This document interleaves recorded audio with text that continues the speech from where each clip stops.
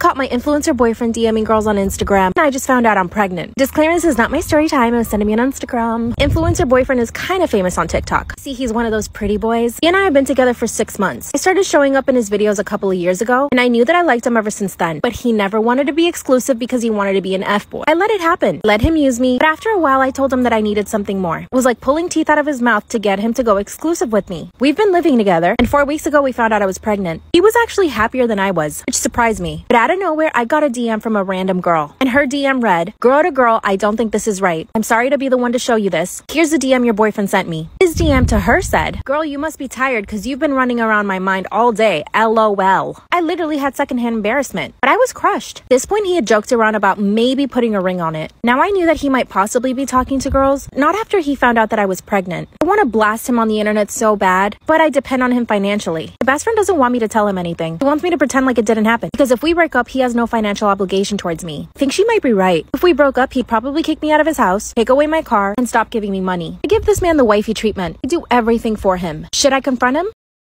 I got kicked out of Total Wine on my 21st birthday, and they made me cry. So the other day, which was my birthday, I had a couple hours before my party started, so my best friend and I were like, let's go to Total Wine so I can buy my first bottle of tequila. I was like, you can be with me. It'll be like a special first time me using my ID type thing. So we drive 20 minutes to get to the nearest Total Wine, and as we're going in, my friend's like, look, there's a sign on the door that literally says something like someone in your party has to be 21 in order for you to even go in. My best friend's 20, and obviously I was just turning 21, so we were joking like, oh my god, we couldn't have legally gone in here yesterday, just the two of us. So we are so excited. We're literally vlogging this whole thing for my YouTube as like a core memory moment. We're taking pictures. You know, if you saw this on my Instagram story. And then we go up to the counter so that I can buy it. I literally have a big stupid smile plastered on my face and my ID in hand. I start proudly handing the girl my ID, and she goes, "I'm gonna need to see both of your IDs." My best friend and I looked at each other like, wait, what? And I was like, oh no, she's not buying. Like, I'm the only one buying here. None of this is for her. This is just for me, which was 100% true. And the girl goes, doesn't matter. We need both of your IDs. So then my best friend goes, I'm 20, she's 21, but she's not buying for me. She's just buying this for herself. And then the manager comes over and goes, oh, then we really can't sell to you, which I totally understand. It is their policy. That is my fault for not researching it. I had no clue. But then I was like, I am so sorry. Like, I genuinely had no idea this was a thing because I didn't. I was like, today's my 21st birthday. I genuinely had no idea. I'm so sorry. Genuinely just wanted to like buy my first alcohol. I really didn't know about your policy. The manager goes, yeah, you need to leave and you can't come back to this location for another 24 hours. And I was like, okay, am I allowed to go to any other locations like by myself or someone who is also over 21? And she goes, oh, we close in an hour and you're not coming back to this one. So if you want to try another location by yourself, you can. But if you would have just left your friend in the car, you would have gotten away with it and we never would have known. And I was like, I literally just said that I was buying it only for myself. I think they were just convinced that I was buying it for her too. And I get it's their policy. My fault I didn't know, but she so cold-bloodedly mean. Like, tears are forming in my eyes at this point. And I'm like, okay, I'm so sorry. Like, have a good night. I just wish they were a little bit nicer about it. Like, they didn't have to make me cry on my birthday, you know? Hi guys, okay, so story time how there was 2 dead bodies in my apartment upstairs. Different times. Okay, so the first time I had just moved here into my new apartment, and upstairs there was an elderly man, alright? So he had a service dog, he had some kind of medical condition, I don't know what it was, but basically what happened was, one day he just stopped showing up, like, he stopped walking his service dog, and packages started piling up at his door, right? So all the neighbors became very concerned because they knew he was an elderly man, so we're all like, where did he go? So then, one of the neighbors actually knocked on my door and asked my dad to go check up on the neighbor, but my dad, like, he didn't want to be, he just was kind of, I don't know, like, superstitious. Like, he just like, what's going on? Like, I'm good. So we had our neighbor, alias fake name Jeffrey, I call him Jeffrey, right? Everyone's like, someone check up on him. So Jeffrey, like, he musters up the courage and he goes to knock on the door. No one answers. So then Jeffrey, he opens the door because the door wasn't even locked, right? So then this smell, this aroma, this just freaking blasted Jeffrey in the face. So everyone was like, what the? Like, everyone was like scared. So then they called the police, the ambulance come, and found out that he had passed away from something. I'm not quite sure. It was a natural cause of death. The service dog was rescued because the service dog was actually trapped in there for like a week, which was really unfortunate, but he got sent back to the center and that was all taken care of.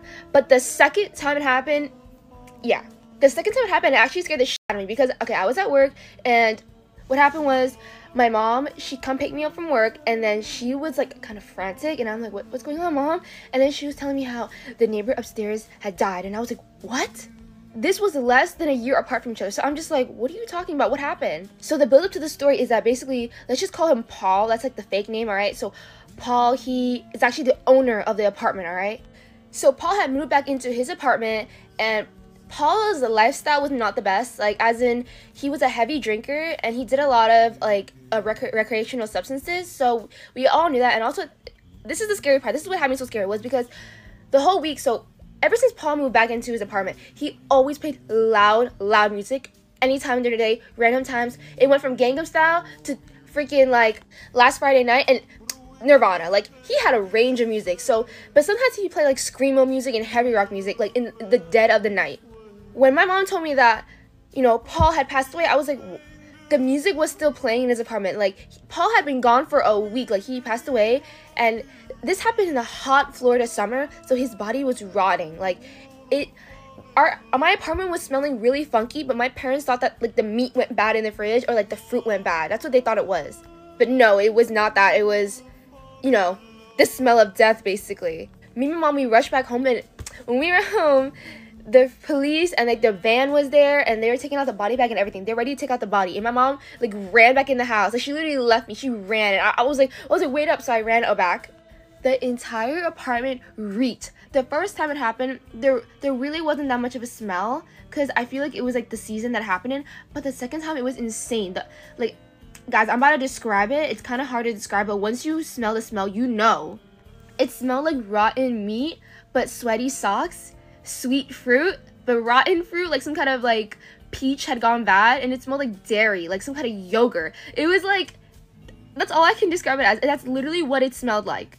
And I can still remember the smell because it's so distinct. Like, I've never smelled anything like that. I literally tried to cook cinnamon rolls or bake cinnamon rolls to cover up the smell, but it did not work. And then that night, me and my mom, I was so scared. I was sleeping in my mom's room. That's how scared I was. I was sleeping in my mom's room, and all of a sudden, the music from upstairs started playing. It was screamo rock music. And I looked to my mom, and I'm like, if no one is up there, then who is playing the music? Like, what is going on? I was literally like, my heart was racing. And my mom, she looked at me, she's like, I don't know, maybe it's a timer, just ignore it. So this went on for a week, and it's just so eerie because, like, you know, no one's there, but there's music playing, and it's like, I don't want to say scary music, but like in the middle of the night, like, you screamo music playing. Yeah, that's kind of scary to me. So we had to email the manager, or like, yeah, the manager of the apartment, and then they're like, yeah, we'll have someone go check it out. No one went to check it out, and then they had Jeffrey do it again. They had Jeffrey turn off Jeffrey went into the radio, like, department, and he turned off the radio because I think it had a timer. And what's crazy is also Jeffrey is the one that also found Paul, because again, Paul was not picking up his packages, and no one had seen Paul, and he had like a beer or like some kind of delivery just out on his like doorstep. No one came to get it. So Jeffrey went and knocked, and Jeffrey got blasted with that smell again. So that's pretty much the story time of what happened.